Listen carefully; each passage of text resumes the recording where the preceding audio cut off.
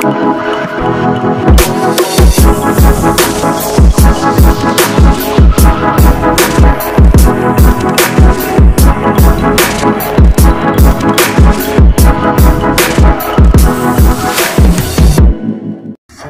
teman-teman, jumpa lagi dengan aku Elisa Ilansari. Nah, di sini aku bakalan ngambil alih channel dari Ari Prasetyawan untuk video kali ini saja.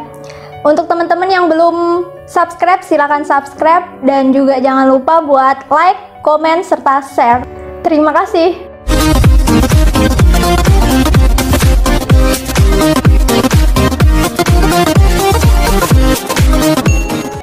Nah, di sini aku udah kedatangan Kak Ari nih. Nah, di sini aku bakalan nanya-nanya seputar usaha yang telah ditekuni sama Kak Ari. Dan sebelumnya aku mau nyapa Kak Ari dulu. Nah, Kak Ari gimana kabarnya? Alhamdulillah sehat. Nah, di sini aku punya beberapa pertanyaan buat Kak Ari nih. Ya, mungkin orang di luar sana juga sering atau pengen tahu tentang seputar pertanyaan aku ini. Nah, di sini kan udah banyak tuh yang tahu usaha kakak, mulai dari postingan-postingan kakak, terus yang dibuat. Dan di sini tuh saya ingin bertanya sih, sudah berapa tahunkah kakak itu terjun dalam dunia bisnis kakak ini, dan apakah usaha itu selalu mulus atau ada turunnya, naiknya, atau bagaimana?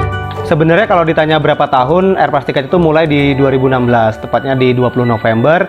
Jadi untuk saat ini Air Plus Ticket kurang lebih berusia hampir 4 tahun. Untuk suka dukanya selama ini jadi banyak sekali rintangan. Contohnya kita harus bersaing dengan travel-travel besar, kemudian juga bagaimana mengantisipasi serangan dari kompetitor kita itu terhadap program-program yang diterapkan dari mereka kayak gitu. Jadi agar produk kita tetap bisa diterima di customer, kita juga harus melakukan inovasi. Inovasinya yaitu bagaimana cara membuat produk kita itu tetap dilirik oleh customer kita tanpa kita juga masih bisa bersaing dengan kompetitor tersebut. Jadi kita harus punya inovasi terbaru lah ya. Benar. Terus bagaimana sih Kak untuk cara membedakan antara travel bodong atau bukan? Karena kan di luaran sana banyak nih yang memberikan iming-iming atau modus tersendiri buat mereka menarik para konsumen untuk datang ke tempat kita membeli tiketnya itu. Oke, jadi sebenarnya terkait travel bodong ini sudah banyak sekali teman-teman. Jadi kalau misalnya teman-teman rajin membaca berita, misalnya Lisa juga pernah dengar ya. Jadi pernah ada mahasiswa di Medan, ini saya sebutkan, jadi ada beberapa mahasiswa di Universitas Sumatera Utara itu tertipu adanya travel bodong. Jadi travel bodong itu modusnya dengan memberikan diskon yang kita pikir kayak sedikit nggak rasional gitu Lisa. Jadi cara mengetahui bagaimana travel bodong itu memberikan modus, pertama teman-teman harus lihat ataupun verifikasi berapa diskon yang diberikan.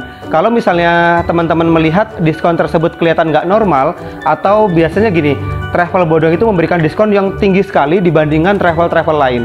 Nah, kita kan tahu di Indonesia itu travel bukan cuma ada satu. Ada beberapa travel besar, kemudian juga travel-travel yang kecil biasanya menyediakan sumber informasi promo.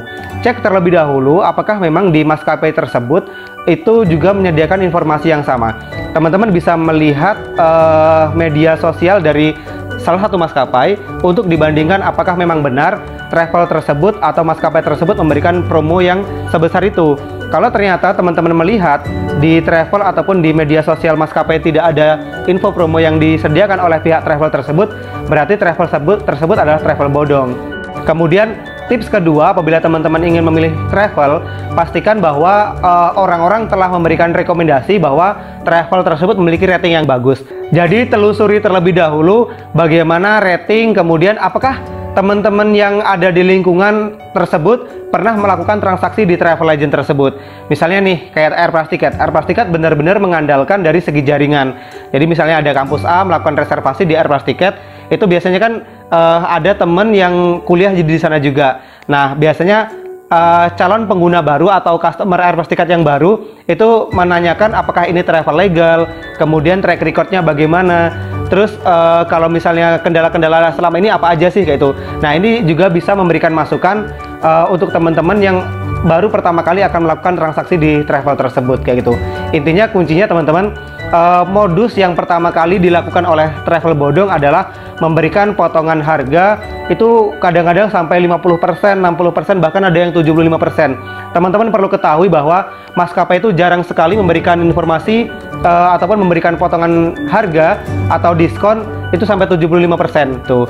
Nah, itu pun juga selama hampir 4 tahun Air Plus Ticket belum pernah menemukan potongan harga itu sampai 75% Lisa. Jadi mungkin Lisa juga sering pergi ke luar negeri atau keluar kota, itu harus dipahami terlebih dahulu.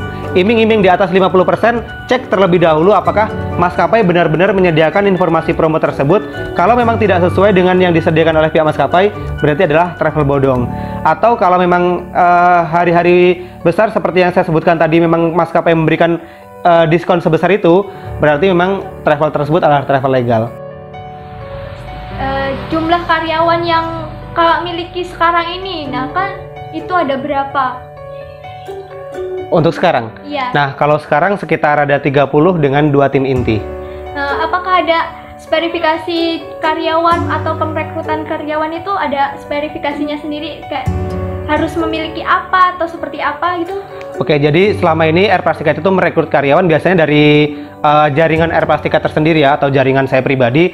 Misalnya gini, dalam suatu event saya bertemu orang. Nah, di sana kita menjalin komunikasi dengan orang tersebut. Kemudian kalau misalnya kita bertemu orang, pasti kan kita cerita latar belakang, kemudian kegiatan-kegiatan ataupun pekerjaan-pekerjaan kayak gitu. Nah, biasanya kalau untuk orang yang direkrut berdasarkan jaringan, itu biasanya adalah orang-orang terdekat. Orang-orang terdekat yang baru ditemui, dalam artian orang-orang terdekat itu bukan berarti orang tersebut adalah orang yang kenal saya lama. Nah, orang-orang baru itu juga bisa direkrut. Sebelumnya kita harus melakukan penjajakan terlebih dahulu, bagaimana karakter tersebut, apakah memang bisa diajak kerjasama, terus kemudian loyalitasnya, bagaimana kalau misalnya memang memenuhi syarat, kita bisa rekrut. Kemudian ada juga kalau misalnya orang tersebut mengajukan permohonan. Jadi sebenarnya 50-50 antara orang yang direkrut dengan orang yang mengajukan. Ada beberapa yang DM di officialnya Air Plus Ticket. Kalau misalnya mau gabung jadi agent di salah satu kampus, itu bagaimana prosedurnya. Nah, dari situ kita jawab prosedur apa saja yang harus dilengkapi. Kemudian kalau misalnya kita cek orang tersebut memenuhi syarat, kita juga bisa langsung untuk tetapkan dia untuk jadi bagian dari Air Plus Ticket kayak gitu. Nah, ini yang paling apa ya, di nanti mungkin semua orang pengen tahu nih. Wah, apa nih? Jangan-jangan pertanyaan jangan sulit-sulit yang terakhir.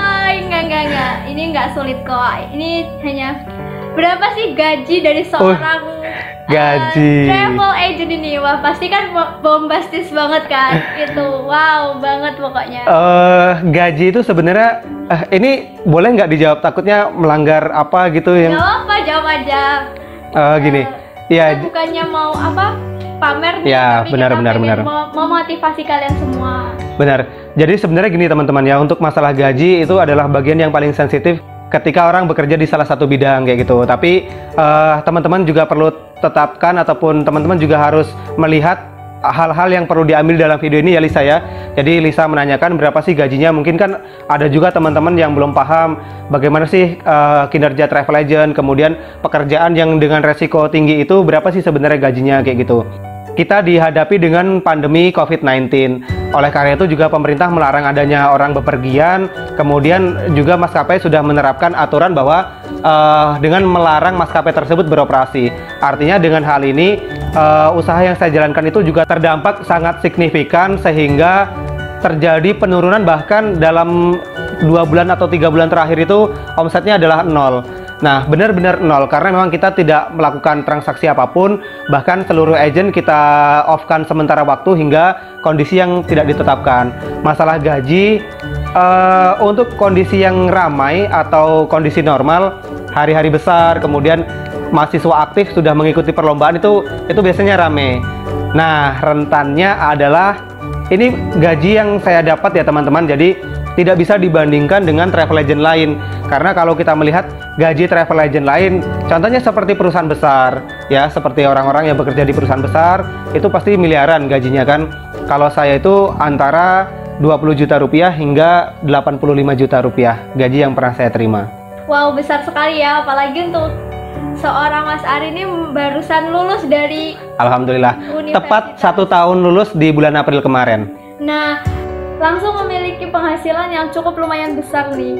Bentar, jadi sebenarnya bukan langsung sih, kayak kita memang sudah merintis itu dari 2016 kan. Nah, di situ kita berjuang untuk mendapatkan pasar. Nah, jadi setelah 1 tahun di wisuda, alhamdulillah itu kayak puncak kejayaannya gitu. Jadi bukan setelah wisuda terus dapat hasil sekian banyaknya, itu enggak. Memang dirintisnya itu udah dari tahun 2016 tadi kayak gitu.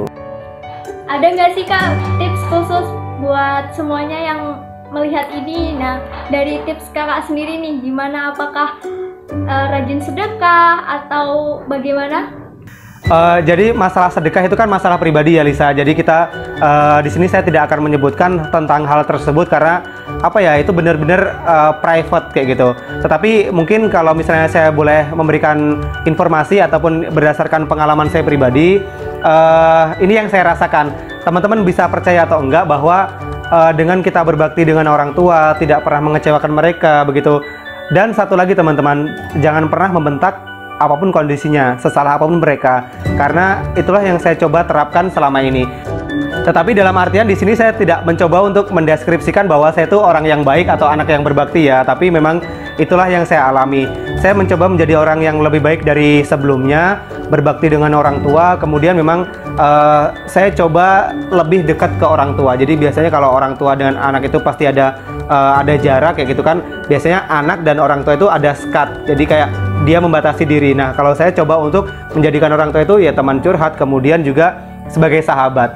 Nah, di situ apa ya, jalanin komunikasi itu alhamdulillah lancar. Nah, mungkin itu adalah salah satu pintu pembuka ya, pintu pembuka rezeki. Seperti yang kita tahu bahwa kalau kita berbakti sama orang tua, tidak pernah menyusahkan orang tua, bahkan tidak pernah membentak orang tua, apa ya, Allah itu kan bakal suka dengan kita, dengan Allah suka dengan kita, mungkin di situ pintu rezeki kita itu dibuka sama Allah. Jadi kayak gitu sih untuk teman-teman yang apa ya, mencoba untuk menerapkan hal yang sama dan ternyata tidak mendapatkan hasil yang sama gitu ya, karena orang itu kan apa ya, beda pengalamannya, beda nasibnya juga kayak gitu. Tapi kan tadi Lisa nanyanya apa sih rahasia khususnya atau tips, apakah sedekah dan lain-lain kayak gitu. Jadi jawabannya seperti itu. Orang tua adalah kunci utama. Jangan lupa berdoa bahwa selain kita berbakti kepada kedua orang tua, kita juga harus berdoa kayak gitu. Ya, terima kasih Kak Ari udah menjawab semua pertanyaan. Dari berapa lama sih Kak Ari ini terjun dalam dunia travel agent ini, terus membedakan antara travel yang bodong atau tidaknya, terus selanjutnya dia juga memberitahukan tips apa saja yang bisa kalian ambil dari Kak Ari, serta juga kita tahu gaji dari seorang travel agent itu.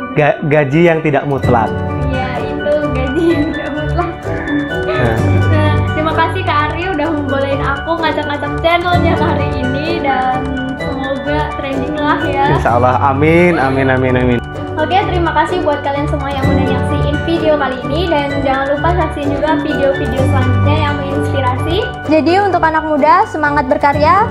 Semoga kita diberikan kesuksesan di usia semuda mungkin. Terima kasih dan sampai jumpa.